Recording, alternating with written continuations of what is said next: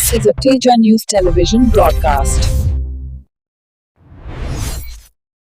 మెదక్ జిల్లా చేగుంట మండల కేంద్రంలోని ఎంపీడీఓ కార్యాలయం వద్ద మంగళవారం ఆశా వర్కర్లు బతుకమ్మ ఆడుతూ వినూత్నంగా నిరసన వ్యక్తం చేశారు. 2 నెలలుగా వేతనాలు చెల్లించకపోవడంతో తీవ్ర ఇబ్బందులు ఎదుర్కొంటున్నామని వారు ఆవేదన వ్యక్తం చేశారు. ఈ సందర్భంగా ఆశా వర్కర్ల సంఘం మండల అధ్యక్షురాలు సమత మాట్లాడుతూ ఉద్యోగ భద్రత కల్పించడంతో పాటు ఆరోగ్య బీమా సదుపాయం ఇవ్వాలని, గౌరవ వేతనం పెంచాలని ప్రభుత్వాన్ని డిమాండ్ చేశారు. తమ సమస్యలను పరిష్కరించాలని కోరుతూ ఎంపీడీఓ చిన్నారెడ్డికి వినతి పత్రం సమర్పించారు. ఈ కార్యక్రమంలో సత్తమ్మ, షేకమ్మ, లావణ్య, భూదేవి, శ్యామల, పుత్లీబాయ్, సుశీల తదితర గ్రామాల ఆశా వర్కర్లు పాల్గొన్నారు.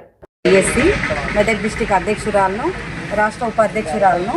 మాకు గత 2 నెలలుగా పారితోషికం రాలేదు. ఆశాలకు ఎవ్వరికి రాకపోవడంతో ఈ ఆశాగా పనిచేయడము, వేరే పనికి వెళ్ళక ఈ ఆశా డ్యూటీ మీదనే అందరం కుటుంబ పోషణకు ఉన్నాము. కనుక ఒక్కొక్కరికి ఫీజులు కట్టలేక, కుటుంబం గడవలేక ఇబ్బందులు పడుతుండ్రు ఆశాలు చాలామంది.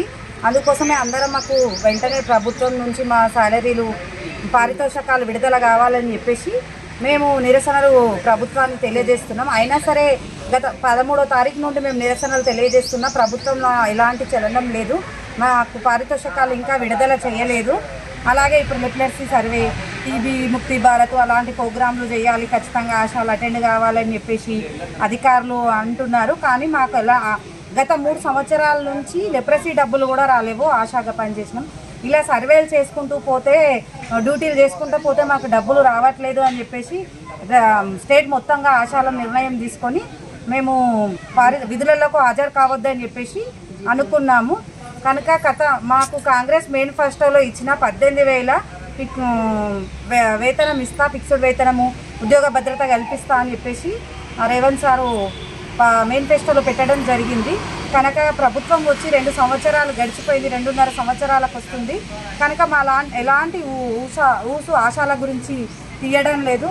కనుక ఇప్పటికన్నా మా ఆశాలను దయతలిచి మాకు 18,000 ఫిక్స్డ్ వేతనం ఇవ్వగలిసిందిగా కోరుకుంటున్నాము. మేము ప్రభుత్వానికి ప్రజలకు వారధులుగా ప్రభుత్వ ప్రోగ్రామ్స్ అన్నీ ప్రజలకు చేరవేసి ఎప్పుడు ప్రజలకు అందుబాటులో ఉండి ప్రజల ఆరోగ్య సేవలు చేసేవాళ్ళము. కనుక మా గురించి కూడా ఒకసారి ప్రభుత్వం ఆలోచించి తగిన నిర్ణయం తొందరగా తీసుకోవాలని చెప్పి మా ఆశాలమందరం కోరుతున్నాము. కనుక మా సమస్యలు తొందరగా పరిష్కరించి మాకు శాలరీస్ తొందరగా వేస్తే మళ్ళీ మేము విధులలో చేర్చుకుంటాము. కనుక మమ్మల్ని తొందరగా చర్చలకు పిలుచుకొని మా సమస్యలు మమ్మల్ని పరిష్కరించడానికి తగు చర్యలు తీసుకోవాలని చెప్పి ప్రభుత్వాన్ని మేము డిమాండ్ చేస్తున్నాం.